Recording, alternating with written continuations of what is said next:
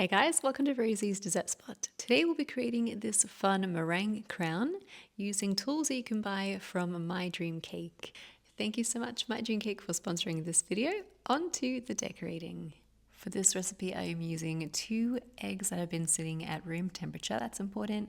The room temperature egg whites will fluff up a lot more and be a lot more stable as well.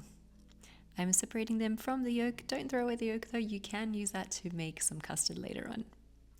Into a standing mixer she goes with a pinch of salt and my whisk attachment. I'm going to run that on maximum speed until it's nice and fluffy and foamy.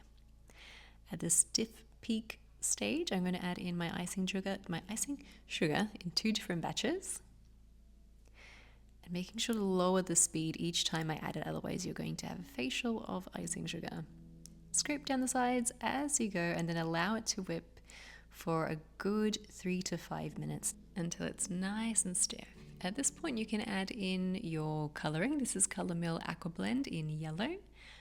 You can find all of these at the My Dream Cake shop, including the 6B tip that I'm using here. So create your little meringue dollops and arrange them in a roughly 5-inch circle. I'm starting nice and thick, and then to the side I'm adding teeny tiny ones just to fill in.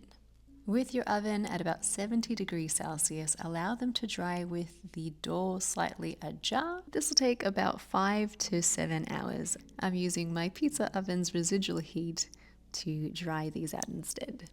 For the cake, I've used a 5-inch cake, 2 of them cut in half, so I have 4 layers of cake and 3 layers of frosting. This is buttercream frosting that I've used, but I had a little bit of leftover dark chocolate ganache. I just mixed it through as to not waste it. So this is slightly chocolatey in flavor. Create a crumb coat to trap in all of your crumbs. And then once you're happy with the finish, drag in that top lip and pop your cake into the fridge to set for a good 20 minutes. In the meantime, we are going to be dusting our meringue crown with some Regal Gold Edible Luster Dust by Creative Cake Decorating, and dust it over the top, being very gentle not to break off those little peaks on your meringues. Color the inside and the outside, and then set that aside while we work on our cake.